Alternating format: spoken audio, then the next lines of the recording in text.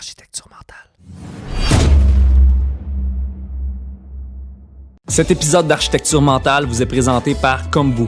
Si vous voulez profiter de tous les bénéfices du kombucha sans avoir l'impression de boire du jus de champignon, essayez Kombu. Kombu, c'est la boisson vivante la plus accessible et la moins chère sur le marché avec 4 saveurs hyper faciles à boire. C'est aussi une façon d'avoir un petit kick d'énergie sans avoir à ingérer 3 tonnes de sucre.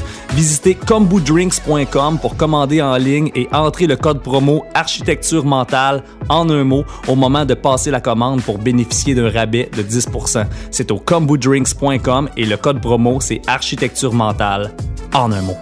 OK gang, bon podcast. Quelqu'un d'expérience comme toi, c'est quoi concrètement ces erreurs-là qui sont à éviter? Je te dirais, la première erreur, c'est de vouloir plaire à tout le monde. Wow, OK. OK? Quelque chose qui a du style, qui est un style fort, va nécessairement faire triper du monde, puis il y a du monde qui va haïr ça. Puis quand tu essaies de tout mettre ensemble pour faire quelque chose qui va plaire à tout le monde, ben tu n'auras pas de style. Ça va être n'importe quoi. Okay? Mm-hmm. J'ai une phrase en branding que je dis souvent. C'est quoi la définition d'un chameau? Un chameau, c'est un cheval pur sang qui a été désigné par un comité. Tu sais, quand tu essaies de tout raboudiner des idées des autres, ça donne pas un cheval pur sang, ça donne un chameau. Oh my God! Elle est excellente!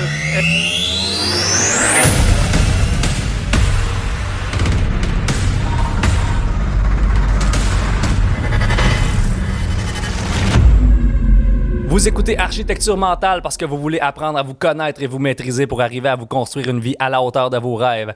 Je m'appelle Sylvain de Carufel et aujourd'hui, mon invité est entrepreneur, designer graphique et directeur artistique. Il a réussi, il y a de cela 32 ans, à transformer sa passion pour le dessin en une entreprise prospère.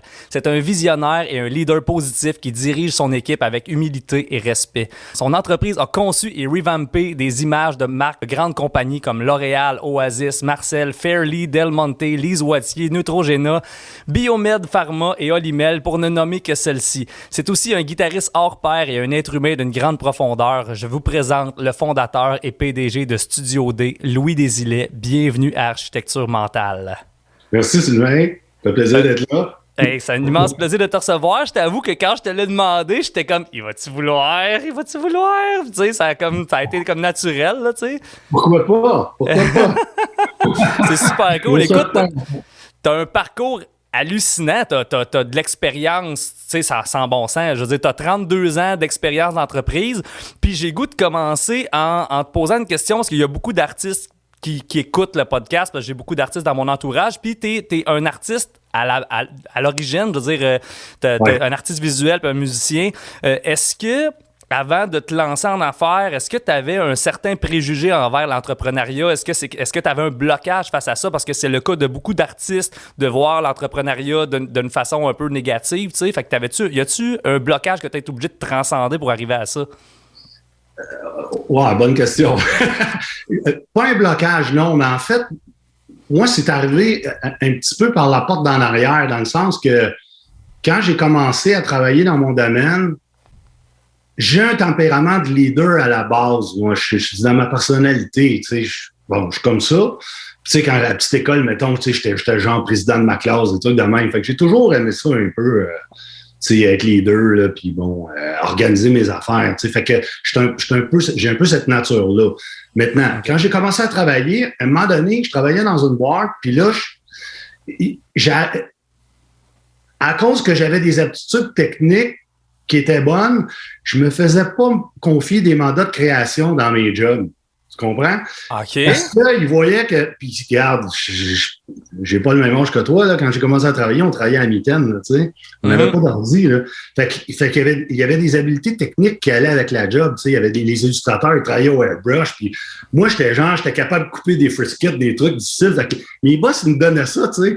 Parce que j'avais une dextérité fine, tu sais. Les affaires difficiles à faire, tu sais, il me donnait tout le temps ça. À un moment donné, j'ai changé de job. Je suis allé dans une agence où j'étais supposé faire du design, j'étais supposé faire de la création. Puis la boss du studio a comme donné sa démission 2 semaines après que je suis arrivé là.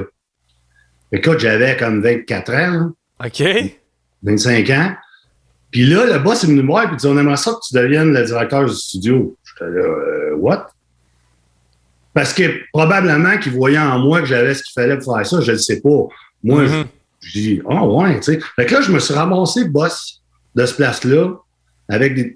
C'est pas une grosse équipe, là, mais j'avais du monde plus vieux que moi, tu sais. Fait que j'ai comme appris à faire ça, tu sais. Fait que t'as toujours eu un peu le sens de l'organisation, puis des priorités, puis de. J'imagine que si t'as confié ça, c'est parce que t'avais un peu ça en toi, là, tu sais. Probablement qu'ils voyaient ça, tu sais. Puis là, moi, quand j'étais là, je voyais qu'il y avait des designers qui louaient des bureaux en haut de notre agence, tu sais. Okay. Puis là, ils travaillaient tout seul, puis il y avait le petit client, il y avait le client, il faisait leurs affaires, j'étais là, je dis, ça me tente, ça. D'être à mon compte, d'être tout seul dans mes affaires, tout ça. Je ne voulais pas devenir nécessairement un gars qui avait des employés puis tout, mais ça me tentait. Fait que là, ce que j'ai fait le midi, je partais puis j'ai dit, OK, je vais essayer ça, tu sais. Fait que là, je me suis promené le midi, j'étais au centre-ville, puis je me suis trouvé un local. Écoute, c'était super le fun, le setup, parce que c'était des chums, c'était tout du monde de la pub, tu sais, des illustrateurs, des designers, tout ça, qui louaient comme un espace, puis il y avait comme un bureau chacun. Puis là, moi, je disais, je vais aller voir là, tu sais. Fait que là, je rencontre un de mes chums, Bernard, qui est un super illustrateur, il me dit, ouais, dis-moi, je vais quitter le bureau, il y a une place. Je dis, hey, regarde, moi, je cherche ça, là. Fait que là, je vais voir les gars. Je connaissais un des gars assez bien, Alain Mascotte, qui est devenu un très grand chum à moi, là. Puis là, il me dit, ben là, OK, tu veux louer, mais as-tu des clients? As-tu des contrats? Je dis, non, j'en ai zéro. Zéro. Tu es capable de payer le loyer, quelque chose? Ben, je vais essayer. Ça me tente d'essayer, là. Fait qu'il dit, OK. T'as conclu ton bail avant d'avoir un seul client, là. Exact. Okay. Je sais pas si t'as vu l'épisode précédent où je parle de se peinturer dans un coin, là, c'est pas mal ça que t'as fait. Ouais, pas mal, ouais. On n'a pas le choix, mais c'est ça. Fait que je suis devenu entrepreneur comme ça, tu comprends? Okay. Fait que, puis là, mais mon but, moi, c'était de travailler tout seul, faire des petites affaires, puis tu comprends? Fait que là, mais après ça, comment tu fais, là? Là, c'était en 89, c'était avant Internet, il n'y a pas de courriel, il n'y a rien, là. Moi, ce que j'avais, c'est une table à dessin, des crayons feutres, un X-Acto, puis un téléphone. Wow! Puis du cœur au ventre, parce qu'il faut que tu sais. Fait que là, j'ai fait des cold calls. Je faisais des cold calls à la journée longue. J'en faisais 40 par jour. J'écrivais ça dans un... Comment t'as vécu ça? C'était ma prochaine question, parce que quand tu te pars en affaires, tu deviens par défaut un vendeur. Je veux dire, à moins que tu partes en business avec quelqu'un qui a des aptitudes de vente, mais si tu te pars en solopreneur, tu pars avec un mandat de vendre en partant. Est-ce que tu avais ça en toi? Est-ce que c'était quelque chose qui était naturel pour toi de vendre ou bien t'as fallu que tu développes des skills ou un peu des deux? Un peu des deux, mais j'avais des aptitudes de vendre parce que à un moment donné, quand j'étais au cégep, quand j'ai commencé au cégep, tu sais, dans mon parcours, j'ai commencé à jouer dans un bar assez jeune. Là, j'avais comme 16 ans. Là, je liguais en masse. Puis là, j'étudiais en même temps. J'ai jamais arrêté d'étudier. Fait qu'à un moment donné, ça n'avait plus de sens. Là, je jouais du jeudi au dimanche, à tous les semaines, puis des fois à Québec, puis tout. Puis j'étudiais en design. Des fois, je faisais des devoirs entre les sets pour te donner une idée, tu sais. Les chums, ils allaient cruiser des filles, moi, je faisais des devoirs, tu sais. Oh my God! Ça n'a pas de bon sens. Mais bon, en même temps, de quoi je parlais, donc? Mais dans le sens qu'à un moment donné, j'ai lâché les bandes parce que j'ai dit, OK, là, il faut que je finisse mon cours de design, là, je voulais faire ça. Je suis arrivé à Carrefour un peu, là, fait que je décide, je fais de la musique ou je... Bon. Fait que là, j'ai fait ça, puis là, ce qui est arrivé, je me suis trouvé une job d'étudiant la fin de semaine. Je travaillais au Eaton à Belleuil, dans le département d'appareils photo, puis tout de même, tu sais. Puis la photo, je connais ça parce que j'en ai vu, tu sais, j'ai étudié ça dans mon cours de design, tu sais. OK. Puis là, ben, j'étais vendeur, tu sais. OK. Puis, fait que t'as toujours été un peu là-dedans. Ouais. Puis là, ce qui s'est passé, c'est que je me suis aperçu que je n'étais pas payé là-dedans. Ma boss, elle m'aimait bien, là, parce que des fois, le monde arrivait, parce que j'avais un petit département, je vendais des disques, puis des appareils photo, puis des livres, puis j'avais une couple d'affaires. Là, des fois, le monde arrivait pour, genre, acheter un livre, puis il repartait avec un kit de photos de 1200$, tu sais, parce que je lui vendais ça, tu sais. On dirait que j'avais le tour de les... Tu sais, fait que c'était mon fun, ça.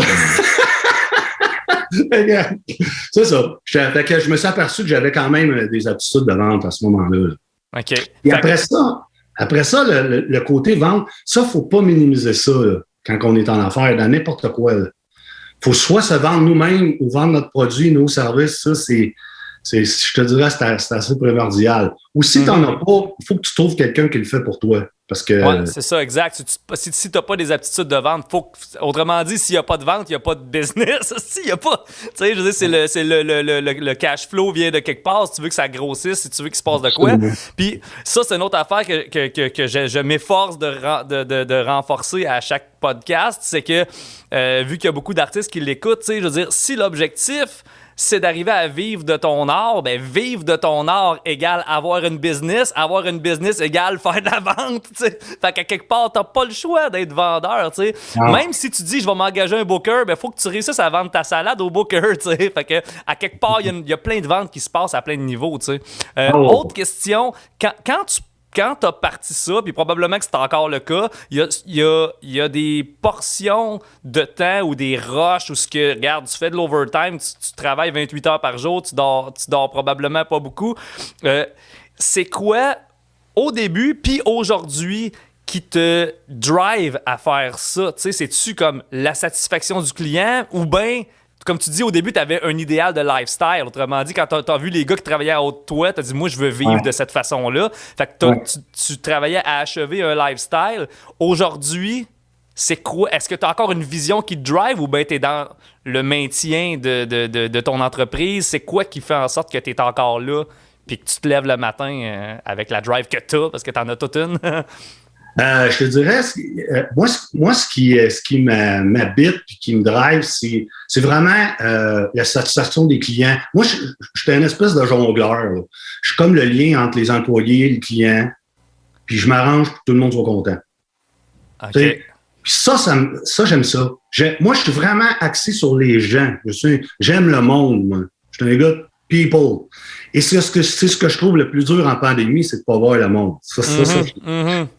Mais moi, c'est ça. J'aime que moi, ce qui me drive, là, c'est quand on fait une bonne job, l'équipe a bien travaillé, puis là, le client t'envoie un courriel, on est satisfait, wow, bravo. Et là, ma récompense. Okay. Même si c'est pas moi qui a fait la job, c'est mes employés, ça, c'est pas grave. Oui, parce que ultimement, c'était ma prochaine question, parce que tu as commencé ça en te disant « Hey, wow, je peux gagner ma vie avec mon art », puis en bout de ligne, probablement que tu le fais plus bien dans le sens que je sais pas à quel point tu es hands-on sur le design graphique, mais il reste que tu es devenu probablement, t'es le gestionnaire en arrière de ça, tu es le vendeur en arrière de ça, puis l'art, la forme d'art elle-même a pris un peu le bord. Est-ce que tu as l'impression d'avoir sacrifié ça, ou bien si c'est quelque chose de, comment je pourrais dire, si t'as remplacé la passion du dessin par la passion de l'entrepreneuriat? Comment tu vois ça? Une autre bonne question. C'est de l'architecture mentale. Je dirais qu'il faut faire des choix, puis il faut les assumer. OK? Je te donne un exemple. À un moment donné, moi, mon objectif, quand j'ai commencé, c'est de travailler tout seul, faire mes petites affaires. Puis là, comme je te dis, je fais des cold calls, je suivais ça. À un moment donné, ça s'est mis, tu sais, quand tu mets ça en ligne à l'eau, il y en a 2-3 qui meurent de m'amener, tu sais. Fait que là, m'amener, puis là, à un moment donné, ça s'est mis à rouler comme solide. Là. La deuxième année, là, ça marchait bien fort. Là, j'ai pogné L'Oréal, j'ai pogné Ultramar. À ta deuxième année, t'as pogné des gros clients de même, ça n'a pas de bon sens. T'as pitché ça, toi, ta deuxième année, let's go, on pitch à L'Oréal. C'est par des contacts, beaucoup, tu sais. OK. C'est par des contacts, tu sais. Puis, je vais te faire une joke. À un moment donné, j'avais engagé un entrepreneur dans mon bureau pour arranger des murs, tu sais. Le gars, il était super fin, mais il m'en sortait des bonnes. Il me dit, moi, ma publicité, c'est le bouche à bouche. Là, j'ai dit, OK, moi, je suis pas sûr que je vais t'en faire, là. Mais ça pour dire, c'est beaucoup le bouche-à-oreille. Dans le sens que moi, j'ai bâti un réseau social, un gros réseau social. Fait que des fois, c'est le chum de la blonde de mon chum qui m'a appelé. C'était été ça, là. J'avais un de mes chums dans l'agence où je travaillais. Sa blonde était chez L'Oréal, puis on se connaissait comme amis. Puis là, elle dit, tiens, oui, il fait du packaging, tiens, je vais l'appeler, je vais lui donner une job. Ça s'est passé comme ça, tu sais. Puis là, après ça, il faut que tu livres, tu sais. Il faut que tu livres la marchandise, tu sais. Exact. Fait que là, t'es le seul designer dans la boîte à ce moment-là, là. Oui. Puis là, ben, j'ai fait la job. Puis là, à un moment donné, les autres sont 7-8 chefs de marque. Tu sais, il y en a une qui fait plénitude, puis l'autre Vichy, puis l'autre Biotherme. Puis là, l'autre m'appelle, puis l'autre m'appelle, puis l'autre m'appelle. Puis à un moment donné, j'en avais là, du L'Oréal, c'est malade. J'étais là tous les jours. Là. Mais là, je suis tout seul. Fait que là, tu vas rencontrer le client, puis là, encore là, avant Internet, il n'y a pas de courriel, il n'y a rien. Là. Je travaille tout à la main. Là. Fait que là, je faisais... j'allais voir les clients, là, après ça, je commençais à travailler des fois à 2-3 heures l'après-midi jusqu'à 11 heures le soir, tu sais. Puis j'ai fait ça là, un sacré bout. Le moment donné, j'avais des mandats, là, j'étais comme, comment je vais faire avec les délais que j'ai? C'est impossible. J'y arrive, tu sais. Par la gestion du stress, puis il faut pas perdre ses moyens. Moi, le stress, ça me fait pas perdre mes moyens.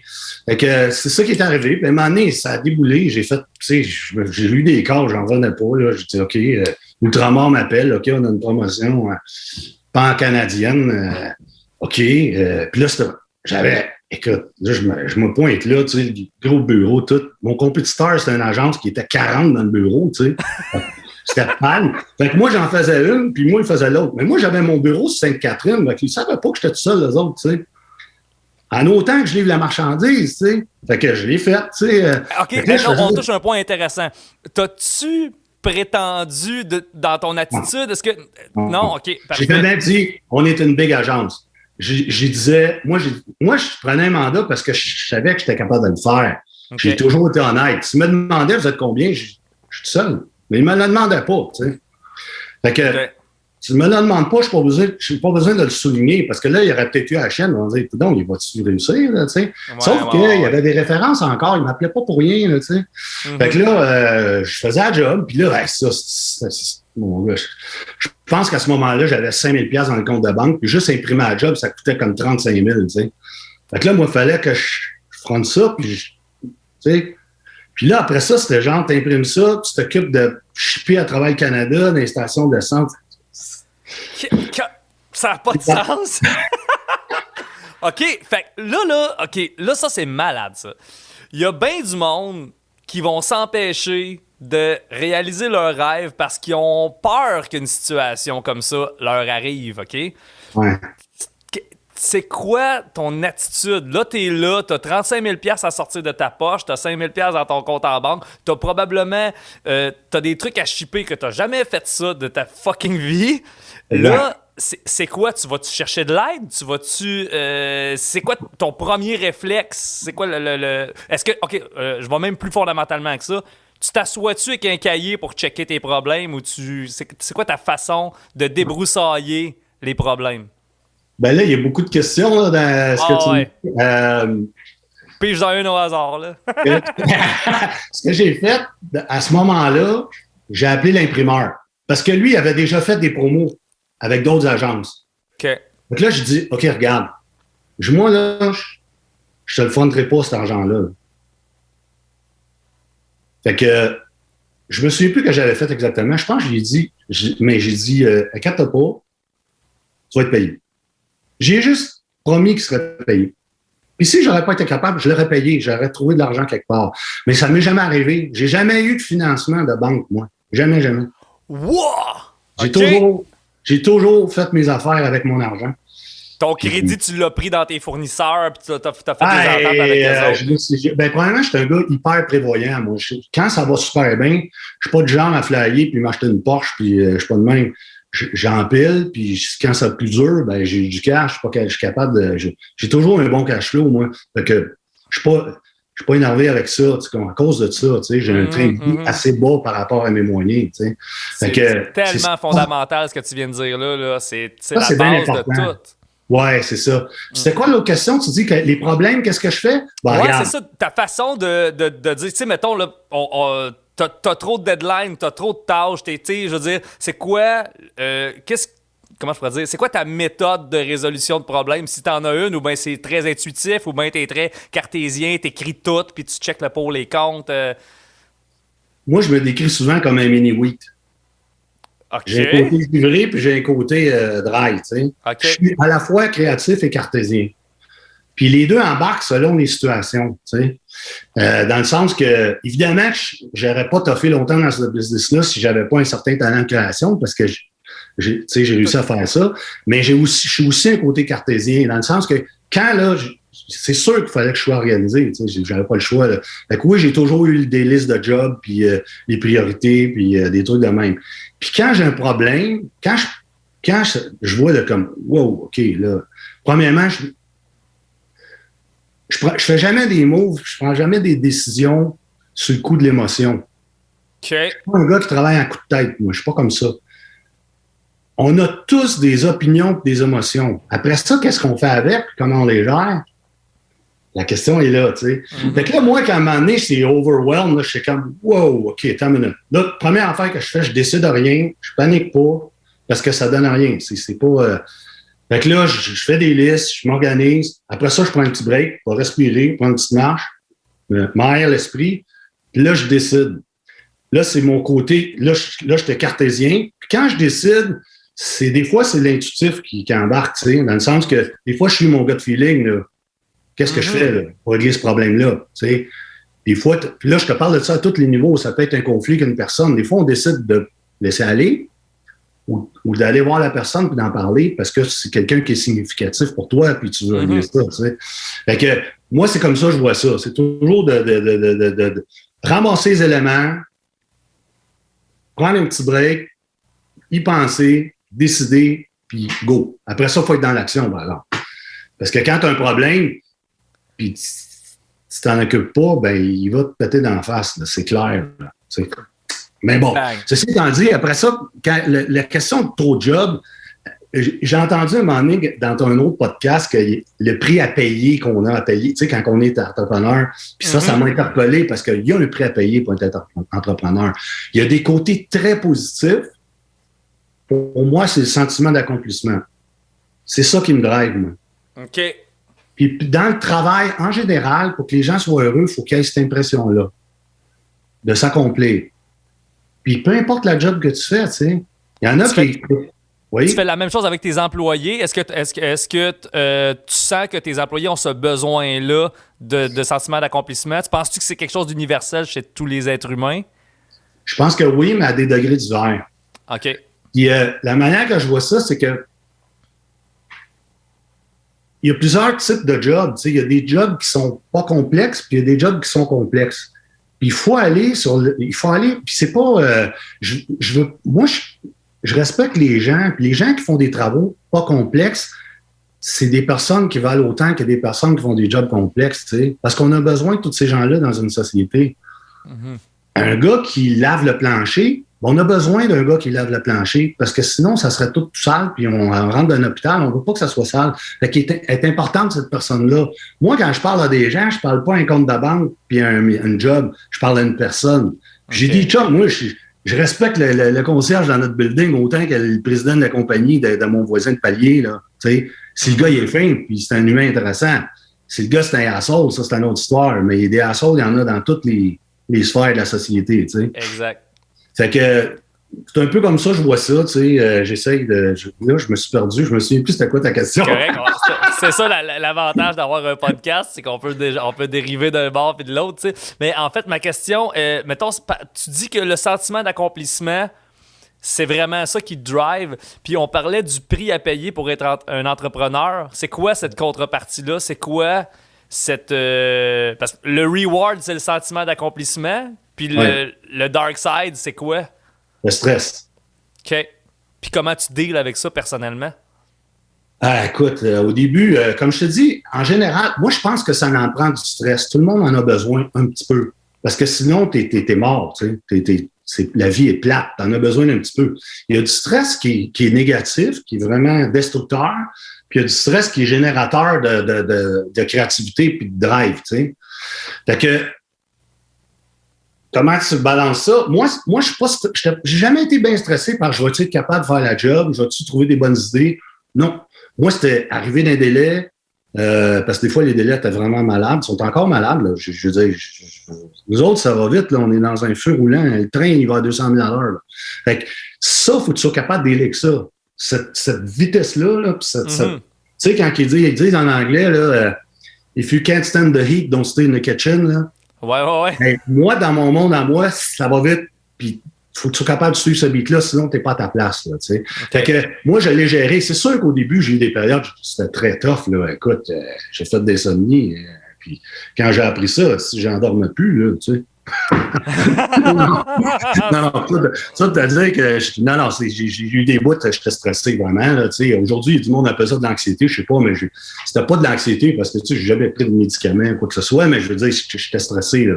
Je voulais que tout arrive, puis j'aime pas ça décevoir. Dernière affaire que je veux, c'est un client me dit je suis déçu. Non, tu seras pas déçu, je veux pas que tu sois déçu. Puis je veux pas manquer mes deadlines. Ce que j'ai fait, c'est que j'ai changé un petit peu mon parcours. J'ai décidé d'engager du monde. C'est soit tu dis je refuse des mandats parce que j'en ai trop, ou bien j'engage du monde. C'est là que tu fais des choix. Puis, est-ce que. OK, bon, je vais te poser la question. Avoue que ça t'a pris du temps avant de trouver la balance là-dedans. Parce que ton évaluation du travail à faire, on n'est pas bon là-dedans au début. Tu penses que ça va te prendre 3 jours le faire alors que ça te prend 3 semaines.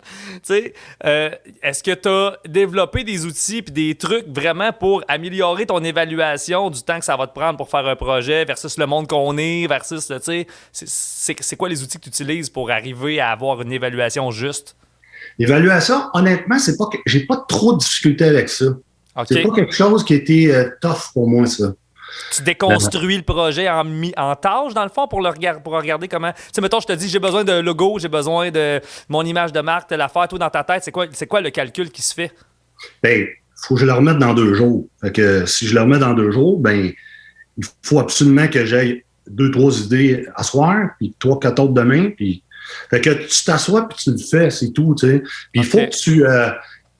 moi, je compartimente les jobs, les façons de faire. Ça, c'est une chose que je fais beaucoup. Par exemple, un très, très gros projet, là, mettons, j'ai à faire une grosse marque comme Alimel, là. Fait que là, il y a beaucoup de stock, là, parce qu'il faut penser à tout le type de produit, l'architecture de la marque, la stratégie de marque, les marchés, qui achète, où, comment. Là, il y a du stock. Fait que là, tu compartimentes. Tu dis, OK, l'aspect stratégie, c'est ça. L'aspect design, c'est ça. Puis comment on le travaille, tu sais. Fait que là, je vais dire, mettons, OK, on va commencer par travailler juste design général de 2 catégories. Fait que là, on va avoir, mettons, je sais pas moi, les viandes tranchées puis les saucisses, mettons. Bon, OK. Donc là, je mets des designers là-dessus. Fait que là, you get the ball rolling, tu sais. C'est un peu comme, tu sais, ça revient un peu au syndrome de la page blanche, tu sais, quand tu es en création, là, tu sais pas... comment commencer. Ça, c'est un gros sujet, ça. Parce que moi, honnêtement, comme je te dis, il y a des choses qui sont pas naturelles pour moi, puis des choses qui le sont plus, tu sais. Mm-hmm. Comme, mettons, trouver des idées, des taglines, des trucs de même, puis des promos. Ça, moi, ça va tout seul. Ben, pas tout seul, mais je m'enferme à 1 heure, là, pas dérangé, puis je vais t'en sortir 7-8, là. C'est pas... Dis-moi si t'as le même truc que moi, parce que moi aussi, comment je pourrais dire, c'est ma grosse force de sortir des idées comme super rapidement.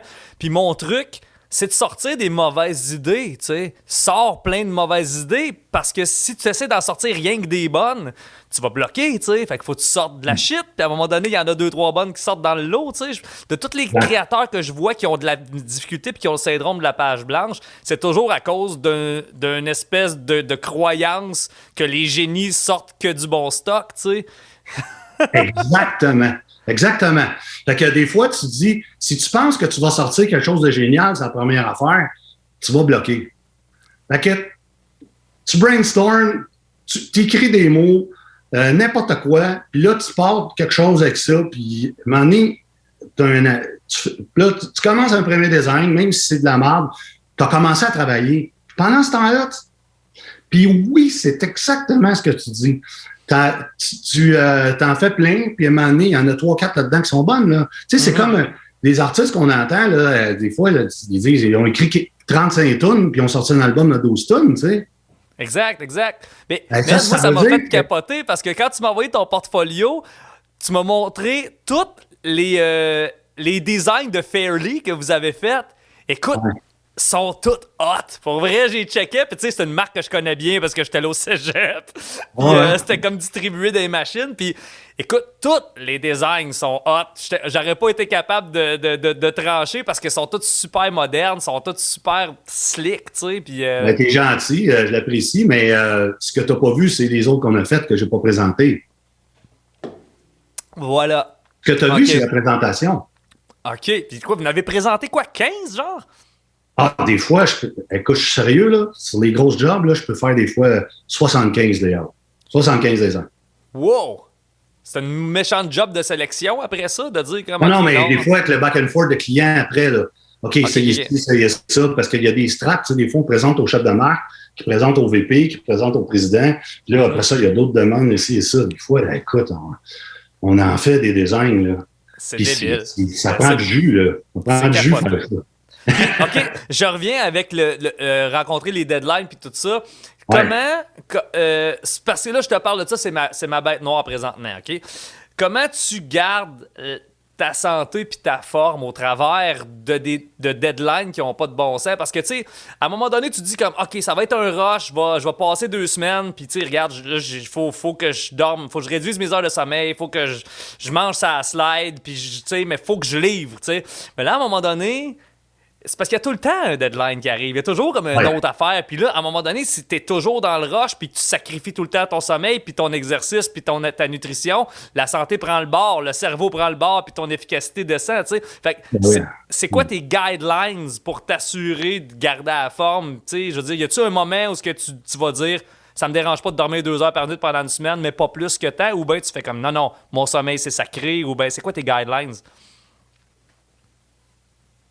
Bonne question. Je vais revenir à l'aspect deadline. Là. OK. Pour moi, je divise ça en 2 choses. T'sais. Parce que, tu sais, comme toi ou des artistes en général qui font, par exemple, un projet d'album ou qui écrivent de la musique, c'est pas pareil. Moi, je suis dans un métier de commande. Je reçois des commandes de clients. Je dois livrer à telle date. Quand c'est tes propres affaires, c'est un peu le deadline que toi, tu te donnes, tu sais, souvent, là. Tu sais, des fois, tu te dis, je peux prendre 1 an si je veux faire mon album. Je peux prendre 4 mois ou je peux prendre 2 ans. Tu sais. Fait que souvent, on se le donne nous-mêmes quand c'est des projets personnels. Ouais. Mais quand tu t'en donnes pas, tu perds ton temps à un moment donné. Absolument. Ça prend un deadline. Ça marche pas. Fait que le deadline, pour moi, il est différent de quelqu'un qui fait de la création pour lui-même. Parce que nous autres, on a un métier de commande. Souvent, on a le choix. Là. Moi, regarde, aujourd'hui, là, hier, là, je reçois des courriels à 9h30, ça me le prend avant la fin de la journée. Oh, oui, c'est ça. Moi, j'ai toujours traité mes projets solo, pas solo, mais mes projets artistiques de la même façon parce que, mettons, comme avec Jardin Mécanique, avant qu'on ait composé une chanson, on bookait, on louait la salle, puis on annonçait le show. T'sais. Fait que là, autrement dit, notre boss, c'est nos fans. Puis eux autres, ils le savent. C'est booké dans leur agenda. Ils ont acheté le billet. Puis nous autres, il faut qu'on livre un hostie d'album. Ça, je trouve que c'est une bonne façon. T'sais. Moi, je trouve que ça fonctionne. C'est juste... Ce qui a toujours été problématique, c'est que la première affaire qui fout le camp, c'est ma santé. T'sais. C'est toujours ça que tu finis par négliger parce que tu veux livrer. T'sais. Mais ça fait un certain temps. T'sais. Fait que je reviens à la question, parce que c'est sûr que je veux dire, t'as traversé un certain âge, ça va bien quand t'as 20 ans, prendre 14 cafés puis passer à travers la nuit, là, mais à cette heure, comment tu deals avec ça? Ah oui, puis regarde, j'en ai fait des affaires de fou, là. J'imagine même pas, là. Avant d'être à mon compte, là, je me souviens, là, on travaillait en pub, mais on avait du fun, par exemple. On drivait, là. Je travaillais dans une place de pub, là. Écoute, je me souviens des journées où on faisait 24 heures en ligne. Puis je dormais 3-4 heures sur mon bureau, puis je faisais un autre 4-5 heures. C'est-tu bien, ça? Ça a-tu du bon sens, ça? Non. Non pas. Mais moi, je me suis dit, quand je vais partir à mon compte, ça sera pas ça. Ça n'a pas été ça au début. Là. J'ai travaillé comme un malade, là, solide. Là. Puis oui, j'ai eu du stress en fou. J'en ai payé le prix à un moment donné. J'ai crashé.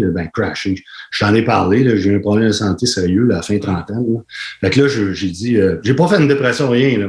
Regarde, je ne veux pas nécessairement aller là, mais c'est correct. C'est ça, j'ai la mangeuse de chair, tu le sais, là, c'est ça. Oh, ouais, c'est ça. Ça a été comme un espèce de... Wake-up call, là. Ouais, c'est ça, tu sais, d'être hospitalisé 1 mois, puis 2 chirurgies, puis c'est tout ça, j'ai fait comme, wow, OK, je peux plus travailler de même, là. Ça n'a pas de bon sens, là. Fait que là, j'ai dit, OK, délègue plus. Fait que c'est ça que j'ai fait. Moi, je délègue. Okay. J'ai pas le choix. Fait que mon plan initial de travailler tout seul, il a foutu le camp, là. J'avais déjà des employés, mais là, c'est comme, regarde, accepte ta situation, ou ben donc, fais juste des petits jobs. Mais ça, c'est tough, là, quand t'as tes clients, puis ça roule, puis ça va bien, puis de dire, je refuse des mandats, je fais pas ça, moi, tu sais. Fait que j'ai grossi jusqu'à un certain point, parce qu'à un moment donné, j'avais des occasions là, pour venir pas mal plus gros, là, du monde qui voulait s'associer avec moi. Puis tout. Puis là, je me suis dit, non, là, mon gars de feeling disait, va pas là, parce que c'est pas toi, là. Ça va être trop gros pour toi, tu vas être trop dans la gestion, puis ton overhead va être trop gros.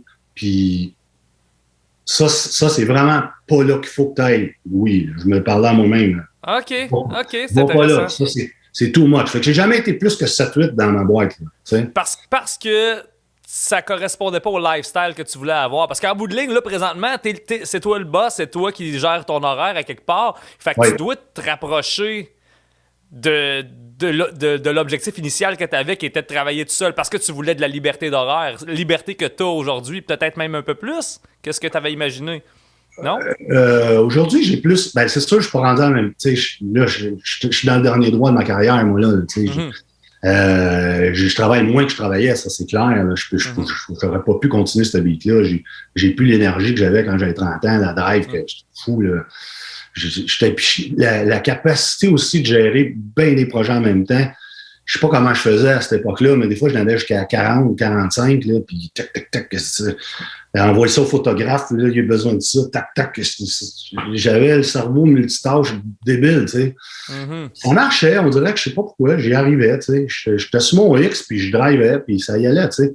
J'étais encore de même, mais je travaille moins, j'ai plus le goût de travailler autant. J'ai pas le goût de faire 75 heures semaine, là. Mais non, c'est ça, c'est clair. Ça fait que je délègue, puis quand j'ai commencé à avoir des employés, je me suis dit tout le temps, je me dis, moi, je veux pas une boîte où mes employés vont faire de l'overtime en malade, puis tous les soirs, puis je vais y donner. OK. J'ai jamais fait ça. Ce que j'ai fait, c'est que j'ai toujours eu une grosse banque de pigistes, et toutes les fois que les mandats débordaient, j'appelais mes pigistes. Fait que là, mes employés font presque jamais d'overtime. Presque jamais. C'est très, parce très que les pigistes te permettent ça. C'est ça. C'est vraiment hot. C'est pas tous les domaines qui peuvent avoir des pigistes. T'sais. Des fois, tu as toujours un threshold, on n'a peut-être pas assez d'heures pour faire vivre quelqu'un. Tandis que là-dedans, les pigistes, ils font ça à leur compte, puis là, tu peux leur donner 10 heures d'ouvrage, puis ça fait leur affaire. T'sais. Exact. Des fois, moi, là, on peut être 3-4 dans le bureau, puis j'ai 3-4 pigistes qui travaillent chez eux en même temps. Là. Tu comprends? C'est très, très hot. C'est comme ça que je travaille, moi. Il faut que tu pognes les bons. T'sais. Oui, c'est ça. C'est sûr que moi, dans mon domaine, j'ai pas le choix parce que j'ai des gros clients. Il faut que j'aille des Top Guns. C'est des designers très talentueux, spécialisés en packaging parce que c'est très spécialisé, le packaging, là, le branding. C'est pas pareil comme designer des brochures ou des posters. C'est vraiment un autre game. Là. Il y a beaucoup de normes à respecter du gouvernement, des grosseurs de typos, les tableaux de valeur nutritive, tout ça. Il y a bien du stock. Ouais, c'est vrai, tu fais tout ça. Je veux rentrer dans du knowledge un petit peu plus spécifique parce qu'il y a probablement beaucoup de monde qui vont écouter ce podcast-là qui sont des aspirants entrepreneurs ou des gens qui vont s'intéresser au marketing web ou à d'autres choses, à des choses similaires. Je veux que tu me parles du concept de positionnement parce que t'en parles, puis c'est un concept marketing que, comment je pourrais dire, moi j'apprends le marketing un peu on the side en suivant des formations et tout ça, mais il y a des grandes lignes, des grands concepts qui sont un peu abstraits pour moi. Fait que quand on parle de positionnement, on parle de quoi précisément? Ben moi, je divise ça en deux sections. Le positionnement des produits sur lesquels je travaille, ça c'est une chose, et les positionnements de mon entreprise à moi. C'est plus ça que tu veux parler, toi. Ouais. Le positionnement, pour moi, c'est qu'est-ce que tu vends? C'est quoi le service que tu vends? Puis à quel prix? Puis quel marché tu vises? OK? Donc, moi, c'est sûr, regarde, puis là, ça m'amène à un autre point, c'est que des fois, on a une idée, puis ça bifurque sur d'autres affaires. Je te donne un exemple. Quand j'étais plus jeune, je dessinais, puis moi, je tripais ces gars qui faisaient du layout au feu.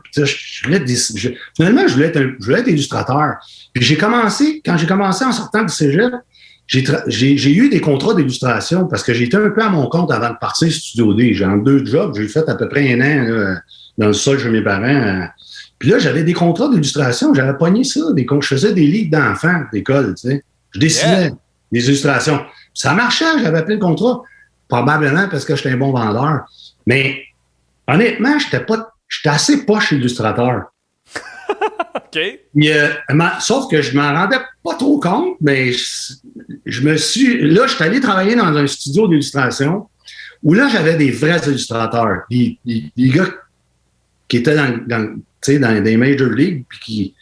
Là, je regardais ces gars-là aller, je dis, voyons donc, j'arrive pas à achever de ces gars-là. Là. Fait que je voulais être illustrateur, mais finalement, je me suis dit, OK, je suis poche là-dedans. Je peux continuer à essayer de continuer cette ligne-là, mais je vais avoir une carrière médiocre, tu sais. Fait que là, l'autre job que j'ai fait après, j'ai fait du packaging. Puis là, quand je suis parti à mon compte, j'ai commencé à avoir plein de contrats de packaging, tu sais. Fait que là, c'est comme si ça m'a choisi plutôt que moi, j'ai choisi ça, tu sais. Mais à la base, c'était pas nécessairement mon choix, mais je me suis aperçu que tout le monde m'appelait pour ça. J'avais des contrats à pelleter. Je dis que je dois être bon là-dedans quelque part, là, je dois avoir quelque chose. Fait que je suis devenu un spécialiste de branding packaging comme ça. T'as pas eu la résistance que beaucoup de monde ont, particulièrement dans le milieu artistique, de te faire, je pense, mettons, à André Mathieu, qui était un pianiste classique extraordinaire, puis que lui voulait devenir un grand compositeur, mais le public le voulait comme interprète. C'est comme, t'es tellement bon quand tu joues du Mozart, puis comme, ouais, mais c'est pas ça que je veux faire. Puis au lieu d'accepter le mandat que le public te donne, ce que t'as fait à quelque part, t'as dit, tu l'as-tu senti comme un compromis ou bien t'as fait comme, ah ouais, c'est ça que vous voulez, moi vous le donnez, ça va me faire plaisir, tu sais? Non, je l'ai pas senti comme un compromis parce que je me rendais compte que je n'étais pas bon dans ce que je voulais faire à première abord, tu sais. Ah, OK. Fait que ça n'a pas été un gros deuil, là. C'est genre, regarde, OK, je suis pas bon là-dedans, mais je veux travailler, puis je veux avoir du succès. Puis je suis un designer graphique à la base, je suis pas un illustrateur, tu sais. Puis là, je fais du design graphique, puis je suis dans un créneau qui a beaucoup de jobs, puis que c'est ça. Fait que voilà, c'est comme ça que c'est arrivé. J'ai pas eu un gros non, la crise existentielle, puis ça s'est pas passé comme ça. Non, j'ai accepté ça. Pardon, avec plaisir. Je me dis, OK, regarde, fine. Puis j'ai du fun, tu sais, j'ai du fun à faire ça. Là. C'est pas comme si... c'est drôle parce que je me rappelle un de mes cousins, Emmanuel, qu'est-ce qu'il me disait, tu sais? Ah, dis-moi, tu sais, c'est pas comme un gars qui fait des boîtes de tête. Je fais ça, moi, des boîtes de tête, tu sais. Tu sais, dans le sens que il voyait ça un peu comme péjoratif, tu sais. Oui, c'est incroyable. Moi, j'étais là, moi, j'ai un contrat, je fais des boîtes de pilules. Il y a des contrats que j'ai de la création, beaucoup, super le fun, tu sais, en alimentation, entre autres. Des fois, tu vas faire, je sais pas moi, des canettes et des microbrasseries, là, tu t'éclates, là. Ben, quand je fais des boîtes de pilules de format, ben, c'est pas de la création, là, tu sais. Oui puis non, parce que, regarde, moi, je te donne un exemple. Je suis un tripeux de branding. Je veux vraiment qu'on rentre là-dedans parce que je capote sur ça. C'est vraiment une de mes passions. Et puis, comment je pourrais dire? Je compare souvent à ça. Tu sais, comme j'ai une de mes chums qui est venue me faire écouter un album chez nous, il y a 2-3 jours, qui s'appelle Josiane Rouette. Elle a un excellent projet.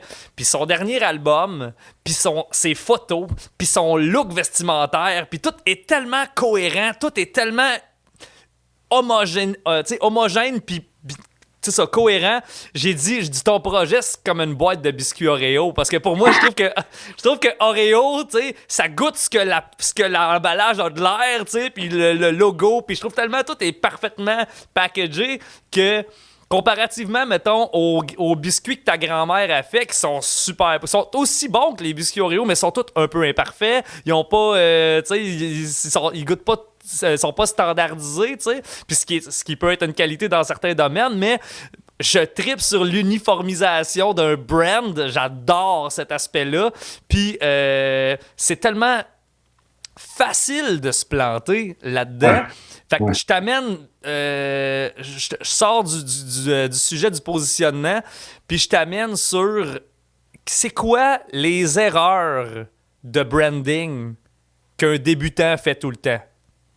Parce qu'on est je fais juste une petite parenthèse, on est à l'époque du personal branding. Il y a beaucoup de monde qui vont se partir des chaînes YouTube, ils vont faire un paquet d'affaires, ils vont faire des photos, puis souvent, moi je le remarque, il y a du monde que je coach sur cet aspect-là, que ça fonctionne pas, puis je suis plutôt intuitif. Je le sais quand la photo puis le traitement d'image fit avec le logo, mais pour quelqu'un d'expérience comme toi, c'est quoi concrètement ces erreurs-là qui sont à éviter? Je te dirais, la première erreur, c'est de vouloir plaire à tout le monde. Wow, OK. OK? Quelque chose qui a du style, qui est un style fort va nécessairement faire triper du monde, puis il y a du monde qui va haïr ça. Puis quand tu essaies de tout mettre ensemble pour faire quelque chose qui va plaire à tout le monde, ben tu n'auras pas de style. Ça va être n'importe quoi. Okay? Mm-hmm. J'ai une phrase en branding que je dis souvent. C'est quoi la définition d'un chameau? Un chameau, c'est un cheval pur sang qui a été désigné par un comité. Tu sais, quand tu essaies de tout raboudiner des idées des autres, ça donne pas un cheval pur sang, ça donne un chameau. Oh my God! Elle est excellente. Elle est excellente. Ah ouais, c'est ça. C'était désigné par un comité parce que tout le monde essaie de plaire à tout le monde. Puis finalement, ça donne... Tu as demandé à ton beau-frère qu'est-ce qu'il en pense, puis tu as pris un petit peu... OK, tu as une compte de ça, puis tu as demandé à ta cousine, puis à ta blonde, puis là, tu essaies de faire quelque chose que tout le monde va aimer, puis ça va être n'importe quoi. Là. Mm-hmm. Mm-hmm. Aie une vision claire de ce que tu veux faire, positionne-toi là-dedans, puis fonce là-dedans. Après ça, sois cohérent. Oui, la cohérence est super importante. Tu sais, assume ce que t'es. Assume ce que t'es. Si toi, t'es un fucké, ben, fais quelque chose qui a de l'air fucké. Puis c'est pas vrai que des fuckés, ils marchent pas. Il y en a des fuckés qui ont des gros succès. Beck, Nirvana, c'est des fuckés, ces gars-là. Là. Puis surtout, aujourd'hui, tu sais, on est 7 milliards sur la planète Terre. C'est... on est à une époque où tu peux gagner ta vie en faisant des jujubes à réglisse noire en forme de toutou pour des chiens barbettes qui sont, tu sais, je veux dire, dont le propriétaire a une Mercedes bleue. Je veux dire, tu peux être tellement spécifique dans ce que tu veux, puis tu vas quand même avoir des millions de clients, tu sais. Ben, c'est ça. Moi, je reviens à dire, c'est que assume qui t'es, puis vas-y, tu sais. Okay. Si toi, t'es quelqu'un qui aime faire de la musique plus lisse, plus clean, ben fais ça. Mm-hmm. Fais-les bien, puis assume ce que t'es. Okay. Ça va-tu marcher après ou pas? Tu sais, je ne sais pas. Mais essaye pas d'être quelqu'un d'autre, parce que ça prend, surtout les artistes, il faut que tu sois authentique, tu sais. Tu peux pas comme faker quelque chose que t'es pas, là. Mm-hmm. Là, tu vas être à côté de la plaque, là. Une autre affaire que je remarque chez les gens qui travaillent leur propre branding, c'est qu'il y a un manque criant de goût, de jugement esthétique, de jugement de qualité esthétique, tu sais. De quelle façon est-ce que tu t'assures que ce que tu designs, c'est up-to-date, que ça fait, tu sais, que ça fit à notre époque, là, tu sais, que... Le pire exemple que je donne, c'est le duo country Gérard et Ginette avec leurs photos qui sont en contre-jour avec l'écriture en comics sans MS. Là, tu sais, je veux dire, là, je parle de l'extrême, mais tu sais, parce que c'est tellement toujours changeant. Comment tu t'assures d'être bien de ton époque quand tu designes de quoi? Je pense qu'il faut bien s'entourer. Faut que tu te fasses aider. Quand tu vois que tu n'es pas bon dans quelque chose. Parce que moi, encore là, je compartimente les affaires, tu sais. Okay. Ce que je vends comme service, moi, je dois être un top gun. Je dois être meilleur que monsieur tout le monde. Parce que sinon, je ne peux pas faire une business avec ça, tu sais. Donc, je dois vendre un service de design de haute qualité parce que j'ai des... Tu sais, parenthèse de positionnement. Moi, mon positionnement, c'est... Je suis une petite agence qui joue dans une grosse ligue, qui a des gros clients, mais qui est capable de prendre des petits mandats aussi parce qu'on est petit, j'ai pas un gros overhead, puis j'ai une certaine flexibilité dans les tarifs. Fait que c'est ça. Moi, je vends des Acura qui ont l'air des Mercedes, puis tu paieras pas le prix d'une Mercedes, mais je vais être capable d'en faire de ça. Tu sais, je suis positionné de même, puis c'est le genre de client que j'ai. Tu peux faire du design à plus petit niveau, puis c'est pas moins bon, puis moins... Tu sais, je dénigre personne. Si toi, t'as pas le goût de travailler des grosses entreprises, ben tu peux faire juste des logos pour tes chums, puis ça va être bien correct, là, tu comprends? Il faut juste comprendre... Bon, maintenant, là, on parle plus de qu'est-ce qu'on fait pour nous, l'artiste qui se vend lui-même. Mm-hmm. C'est pas vrai que tout le monde est bon dans tout. Tu sais, moi, je fais des affaires pour ma propre entreprise. Puis là, bon, OK, surtout quand tu commences, tu n'as pas d'argent, tu te dis, OK, je vais faire mon site web, je vais faire ma comptabilité, je vais faire ci, je vais faire ça. Bien, année, mais ça reste dans mon univers à moi. C'est pas quelque chose que je présente au public, tu comprends? Mm-hmm. Mais des fois, je m'aperçois que, OK, ça me fait chier. Par exemple, moi, déboguer de l'informatique, là, au début, je l'ai fait, là, mais j'ai des techs que j'appelle, puis ils me déboguent ça. Ça, je touche pas à ça, je viens fou. Là. Okay. Je suis un gars patient, mais ça m'écœure. J'aime pas ça. Passer du temps là-dessus. J'ai d'autres choses à faire. T'sais. Mais il faut que tu t'entoures. C'est sûr qu'au début, quand tu n'as pas d'argent, tu dis je vais tout faire moi-même, puis ça va me coûter moins cher, puis tout. Mais des fois, il y en a qui sont bons dans plein d'affaires, puis ça marche. Mais c'est pas tout le monde. Il y en a là, tu sais, comme OK, pour écrire tes notes, t'es bon, pour l'enregistrer, t'es bon. Faire ton logo pour ta pochette de disque, ça, c'est pas bon. Ben, t'es mieux d'aller voir. Là, je te dis, ça peut être.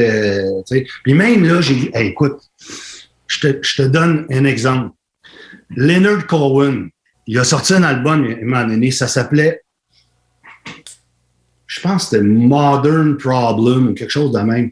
Okay. Écoute, une pochette affreuse. C'était horrible, là. Tous mes chums designers, on s'envoyait ça, ça n'en revenait pas. Un artiste de son calibre, tu sais. Fait que là, on a dit, coudonc, c'est ça, mon beau-frère qui l'a fait? C'est ça quelque chose. Hein? Il dit, c'est sûr qu'il n'est pas allé voir un pro pour faire ça, tu sais. Fait que moi, j'avais posté ça, j'avais mis une petite joke. J'aime pas critiquer sur les réseaux sociaux, mais ça, non. J'ai dit, c'est pas Modern Problem, c'est Graphic Design Problem, tu sais. Tous mes chums, ils avaient posé, tu sais. Fait que moi, je dis, il faut s'entourer, puis juste à être lucide, comprendre dans qu'est-ce qu'on n'est pas bon, tu sais. Exact. Puis c'est là le point que je veux toucher, parce que c'est souvent, moi, ce que je dis, c'est que le pire problème d'un artiste, puis tu sais, je parle d'un artiste autant designer graphique commercial qu'un artiste musical, il y a deux problèmes. T'as celui d'avoir une trop haute estime de toi-même, puis de n'avoir une trop basse. C'est les deux pires problèmes. Fait que d'avoir une autocritique qui est juste, tu sais, de penser que t'es bon dans quelque chose alors que t'es poche, ou bien que t'es bon, mais ce que tu fais, c'est outdated, c'est un problème. Ça arrive souvent. Je connais des designers graphiques qui ont une technique incroyable, puis ce qu'ils font, c'est hot, mais ça fait 2005, tu sais. Fait que... dans ton équipe, est-ce que tu as remarqué des façons, est-ce qu'il y a des revues qui viennent de sortir? De quelle façon est-ce que vous générez des idées que vous gardez à jour dans les esthétiques au sein de l'équipe? Toujours garder l'œil ouvert. Toujours être intéressé par ce qui se fait. C'est comme ça. Yes. Donc, moi, quand je voyage, quand je me promène, je regarde tout le temps ce qui se fait. Je vais dans l'épicerie, je ne fais pas juste faire mon épicerie, je regarde les packs. Ah, regardons, ça, c'est beau. Je prends une photo. Ah, j'amène ça à l'équipe. Là, je regarde, regardez, ça c'est hot, regarde, ils ont pris cette approche-là. C'est pas pour les copier, c'est juste pour dire, regardez les trends cette année, c'est un peu ça, tu sais, plus blanc, plus épuré. Puis là, nous autres, de notre expérience, on les assimile, tu sais. Puis moi, je dis toujours, tu sais, c'est pas parce que je suis un vieux pommier que je donne des vieilles pommes, tu sais. Ah, c'est malade, ça. C'est ton intérêt qui fait que tu vas rester up-to-date. Si tu es blasé, puis tu n'aimes plus ta job, tes designs ils vont avoir l'air update. Là. Ça veut dire que tu n'es pas à l'écoute, tu regardes pas, puis tu n'écoutes pas ce qui se passe. Puis ça a aussi un lien avec la culture générale d'une personne.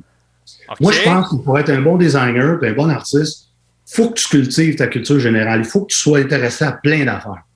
Écoute ce qui se passe. Tu ne peux pas vivre en ermite et penser là, que... Moi, je crois pas à ça. Mais c'est sûr qu'il y en a des exceptions. Là. Je suis pas certain que Jean Leloup, il regarde tout ce qui se passe, mais ça, c'est un être à part. Là, non, c'est ça. Mais je veux dire, en général, là, comme un immortel comme moi, là, je suis pas un génie comme Jean Leloup, là, ben moi, je regarde ce qui se passe, puis je m'intéresse à tout, puis après ça, j'essaye de driver l'équipe avec ça, puis c'est comme ça qu'on fait ça. C'est très hot. Autrement dit, tu remplis ta boîte à inspiration, c'est tout le temps ça. Tu sais, moi, avant que je rentre dans un processus, même si c'est pour créer un logo ou bien pour pour créer mon site web ou bien pour créer une chanson. Je veux dire, je vais passer des jours à consommer ça, tu sais. Je vais me faire des tableaux Pinterest de logos qui m'inspirent, qui sont up-to-date. Je vais regarder des sites web, je vais regarder comment ils sont structurés, c'est quoi les couleurs, c'est quoi la vibe que ça dégage. Puis la même chose avec les tunes, tu sais. Si tu te pitches dans du songwriting sans avoir préalablement écouté une batch de tunes dans l'esthétique, dans la direction que tu veux prendre, ben t'es batté. Je veux dire, tu vas toujours virer dans les mêmes idées puis tu vas être outdaté rapidement, tu sais. Je suis d'accord 100% avec ça. C'est comme ça. Il faut que tu... c'est pas vrai là, l'inspiration et la création, c'est pas vrai que ça part de rien. Là. On part toujours de quelque chose, de notre expérience, quelque chose qu'on a entendu, puis qu'on transforme, puis qu'on met à notre manière, à notre patente.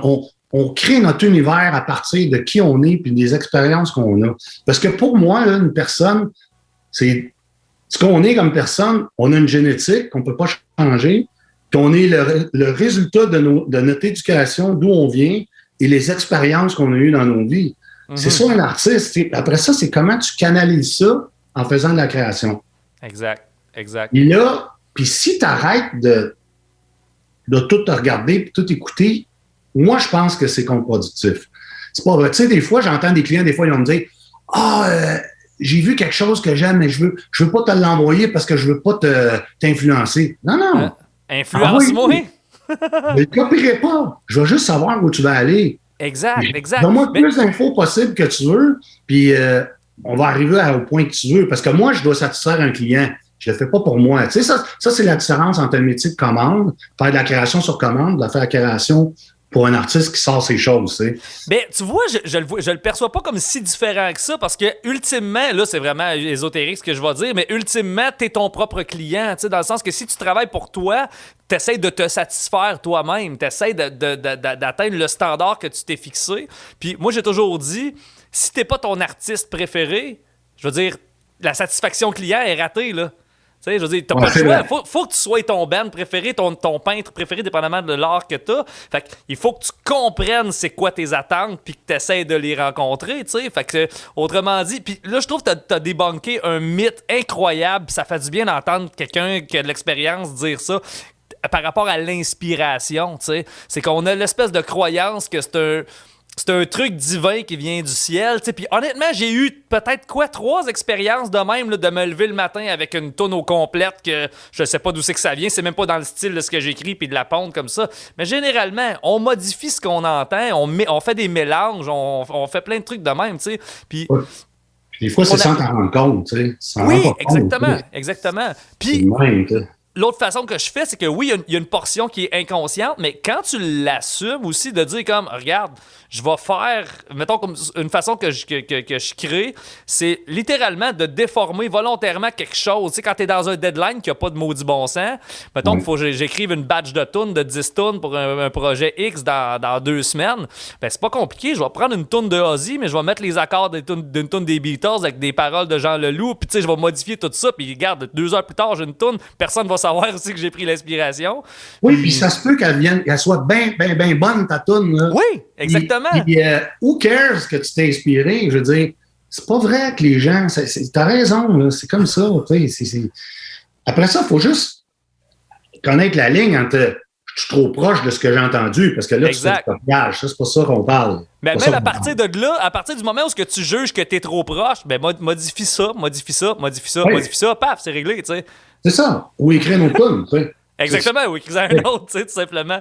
Hey, je veux rentrer dans le leadership parce que t'as une humilité incroyable, t'as une approche incroyable. J'ai pas été ton employé, mais je suis persuadé que l'ambiance qui règne au bureau doit être super stimulante puis agréable. As-tu lu là-dessus? As-tu volontairement développé des skills précis de leadership et de direction d'entreprise, ou bien t'es comme un autodidacte? Ben regarde, moi mes 2 grands-pères étaient des entrepreneurs, OK? Sauf que malheureusement, mon grand-père des Îlets, du côté de mon père, il est mort 3 semaines après ma naissance, puis mon grand-père Grenier, du côté de ma mère, lui, j'ai pas pu... Il est mort avant que je parte en affaires, fait que j'ai pas eu de mentor, j'ai pas personne qui m'a aidé à développer ça, le sens des affaires, tout ça. J'ai appris vraiment sur le tas, puis comme ça. avec essai-erreur, puis l'expérience, c'est en le faisant que je l'ai fait. Un moment donné, il est arrivé un moment donné, je vais te dire, quand j'étais dans la trentaine, puis j'avais des employés comme quasiment le même âge que moi, juste un petit peu plus jeune. Là, j'avais des problèmes à faire la différence entre les différents chapeaux qu'il fallait que je porte. Okay. Parce que t'es à la maison, t'es un chum, t'es un père de famille, t'as des amis, t'as des employés. Puis à un moment donné, je voulais peut-être être trop Joe Cool, puis j'étais comme rendu chum avec mes employés. Puis ça, à un moment donné, la ligne, ça marchait plus, là. J'étais comme trop chummy, puis pas assez boss. Puis là, je t'avoue ce que j'ai fait. J'ai consulté un psychologue. OK, yeah, man. Yes. Un psychologue behavioriste. OK? Des comportements. OK? Et lui, il me disait, attention. Il dit, comprends bien qu'est-ce que c'est un ami, puis qu'est-ce que c'est un employé. Un ami, c'est quelqu'un que tu peux te confier sur toutes tes affaires. Tes problèmes de couple, tes problèmes d'argent, toutes sortes d'affaires. C'est un confident. Tu peux pas faire ça qu'un employé. Ton employé, tu as une relation d'autorité dessus. Toi qui payes son salaire, tu lui demandes des choses. Fait que tu peux pas être vraiment son chum. Tu peux être friendly avec, tu peux être respectueux, mais aller prendre des bières au soir, ça marche pas à un moment donné. Tu peux juste faire des petites affaires de même. Fait que faut juste que tu prennes cette décision-là que moi, je suis un patron, je respecte mes gens, je les engueule pas, tout ça, mais je suis pas vraiment un ami. OK. Un patron. Puis parce que concrètement, avant que tu consultes ce psy-là, c'était quoi le genre de problème que tu avais? C'est que il respectait pas les deadlines, c'était trop chill? Non, c'était plus au niveau relationnel, tu sais, je sais pas, moi, il y en avait une fille, j'arrivais, puis là, elle se faisait appeler chouchou, puis l'autre, là, j'étais là, c'est comment ça qu'elle se fait appeler chouchou, là, du boss, là, tu sais? Il y a quelque chose que je fais pas correct dans ma manière de parler aux gens ou de les traiter qui fait qu'il y en a qui se sentent mieux que d'autres. Fait que là, il a fallu que je comprenne ça, là, ce processus-là. Que traite les gens avec respect comme des employés, puis ça va bien aller. Va pas plus loin que ça, tu sais. Okay. C'est plus ça, là. C'est un peu un gros sujet, là, un peu dur à expliquer, mais c'est au niveau relationnel, moi. OK, c'est très hot, très hot. C'est relationnel. C'est pas que j'avais des problèmes de lui, il fait un job, lui, il fait pas un job. Après ça, au niveau du leadership, je vais te donner un exemple des affaires qu'il faut faire ou pas faire. Puis ça, c'est super important parce que surtout en 2021, puis l'après-pandémie, puis tout, je pense que le style de leadership des entrepreneurs, il faut que le monde comprenne des affaires, là, qu'il y ait des choses qui changent. Là. Par exemple, premièrement, il faut être flexible avec les employés. Les gars autoritaires là, qui fais-moi ça de là, puis se faire parler dans le casque, puis tout, ça marche plus, ça. Surtout les jeunes, tu sais, ils veulent pas un gars qui lui écrit par la tête. Ça marche pas, ça. Moi, j'ai bien des défauts, là. On n'a pas assez de temps pour en parler, là. mais je suis pas colérique. Je suis pas un gars qui poigne les nerfs. Pourquoi? Parce que quand je suis en colère, je l'exprime pas, comme je te dis, j'y pense, je me calme. Puis après ça, c'est quand j'ai des choses à dire à personne, ben je vais en faire venir tout seul, puis je vais le dire tout seul. Parce que quand tu parles à quelqu'un, puis tu l'engueules devant d'autres mondes, tu l'humilies, cette personne-là. Absolument, absolument. T'as détruit, puis moi, je veux pas faire ça.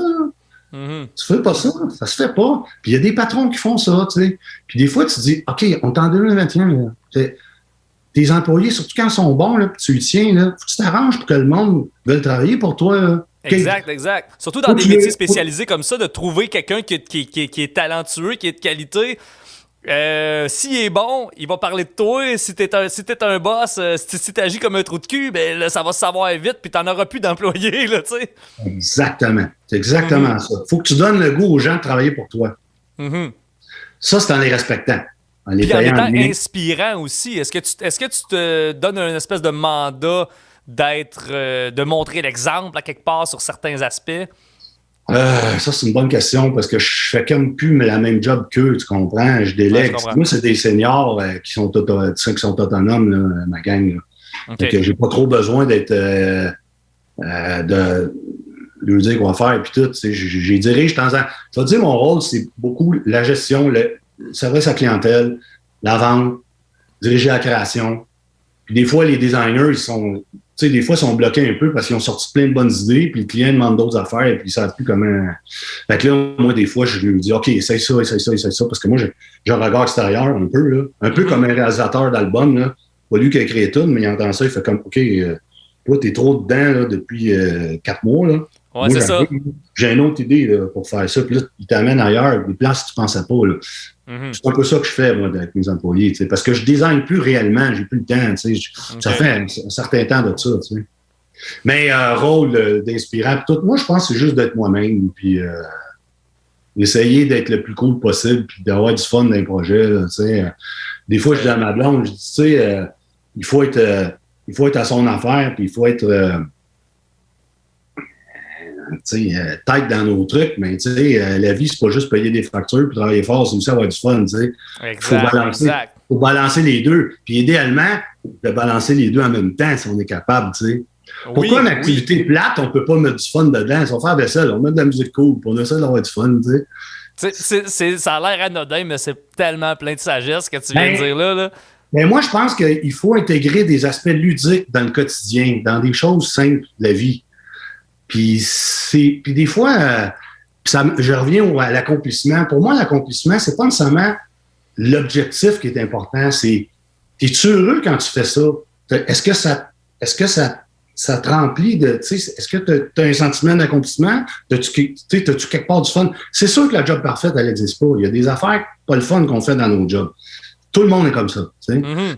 Puis après ça, l'accomplissement, c'est pas la même chose pour tout le monde. Il y en a qui veulent être big, puis il y en a d'autres. Une madame, peut-être son accomplissement, c'est de faire son jardin, puis son petit potager, puis c'est super pour elle parce qu'elle est heureuse. Là. Son accomplissement, c'est ça. Son projet, c'est ça. Moi, autrement dit, on se fixe des buts pour pouvoir faire le chemin, pour y arriver, pour pouvoir grandir pendant le chemin, puis non seulement avoir du fun, apprendre, puis tout ça. Puis s'il n'y avait pas de but, il n'y aurait pas de mouvement. Mais le but lui-même ne sert à limite qu'à vivre les expériences qu'on en vive en s'y rendant, tu sais. C'est le chemin qui est le fun, tu sais. Exact. Quand on arrive à la destination, c'est cool, mais il finit, tu sais. C'est ça. Et moi, j'aime mieux le mot but objectif que rêve. Pourquoi? Parce que rêve, pour moi, c'est un peu abstrait. C'est un peu comme... ça a quelque chose de pas réel. Je transforme ce mot-là en objectif. OK. Je me dis, OK, mettons, j'ai un rêve de faire telle affaire. Es-tu réaliste, ce rêve-là? Ou il n'est pas réaliste? Tu sais, mon rêve, c'est je veux chanter comme Peter Gabriel, puis je veux faire une tournée en Europe à travers le monde. Je chanterai jamais comme Peter Gabriel. Je ne ferai jamais une tournée en Europe parce que c'est pas mon choix de carrière, tu sais. Fait que ça, c'est juste un rêve, tu sais. C'est pas quelque chose qui est réaliste, tu sais. Mais si, mettons, je me dis, j'aimerais ça avoir un chalet à m'amener, ça, c'est un objectif. Puis c'est encore plus un objectif quand il y a une date, puis qu'il y a un plan. Un plan, puis là, après ça, tu es dans l'action. Tu fais ce qu'il faut pour... puis les résultats, puis mettons un artiste qui sort un album, là. Moi, je pense, encore là, c'est mon idée à moi. Pour moi, l'objectif, c'est pas, OK, je veux vendre 50 000 albums. C'est, je veux sortir un album. Ton objectif, c'est de faire un bon album. Après ça, il y a des paramètres qui font qu'il y a des choses qui sont hors de contrôle sur combien tu vas en vendre. Tu comprends? Après ça, tu peux faire... Donc, pour en vendre beaucoup. Donc, fais ton album, travaille bien fort sur la création, travaille bien fort sur l'enregistrement. Après ça, tu as de la promo, puis tu as ci, puis tu as ça. Ça, c'est une autre histoire, là. Mais ton objectif, c'est de sortir un album. C'est pas d'en vendre tant, là. Parce que si tu penses de même, je vais en vendre tant, là, tu vas penser, je suis assez commercial, je suis assez... Là, tu vas oublier ton objectif principal d'être toi-même, d'être dans ton univers, puis de focusser sur ta création à toi, puis ton univers à toi, qui peut être un peu bébite, là, mais... des fois, c'est ça qui marche aussi. Là. Ça revient à ce que tu disais au début de si tu essaies de plaire à tout le monde, finalement, ça va faire de quoi de beige puis de plate. T'sais, tu veux polariser les gens en étant en cohérence avec ce que tu es. C'est ça. C'est exact. T'sais. C'est très, très hot. Hey, Louis, je te remercie énormément d'avoir participé. On va closer ça. Je veux... parce qu'il va sûrement avoir beaucoup d'entrepreneurs qui vont regarder ce podcast-là. Où est-ce qu'on peut te rejoindre puis avoir des soumissions ou bien faire affaire avec tes services? Ben en fait, vous pouvez aller voir sur notre site web, studiod.ca, ou m'appeler directement sur Regarde, sur mon cell, parce que je peux donner mon numéro de cell, là, c'est 514-771-2026. Parfait. Sur le site aussi, vous avez les adresses courriels, tout ça. Parfait. Je vais mettre le lien dans la description en bas pour ceux qui le regardent sur YouTube. On fait du branding, on fait beaucoup de choses des PLV en magasin. On est vraiment spécialisés consommateurs, nous, tu sais. Dans le pharma, surtout l'alimentation, tu sais. Ceux qui veulent développer des produits et ne savent pas les tableaux nutritionnels, les marchés, comment. Si on est habitué, on travaille des jobs sur le US aussi beaucoup. Donc, on peut faire les normes US, on les connaît. Les procédés d'impression, on est spécialisés là-dedans aussi. C'est très, très hot. Puis, en tout cas, pour ceux qui écoutent, probablement que vous avez déjà leurs œuvres d'art un peu partout dans votre maison parce que c'est assez malade, le nombre de trucs que j'ai comme « Ah ouais, c'est eux autres, ça! » Tu sais, j'ai vu... vous avez un portfolio de la mort, là. C'est vraiment, vraiment très hot. C'est bien gentil, mais c'est mon équipe. All right. Je redonne le crédit à eux. Yes. Hey, Louis Desilets, merci. Merci d'avoir été là. Mesdames et messieurs, merci d'avoir été là. Choisissez vos pensées, choisissez votre vie. Ciao!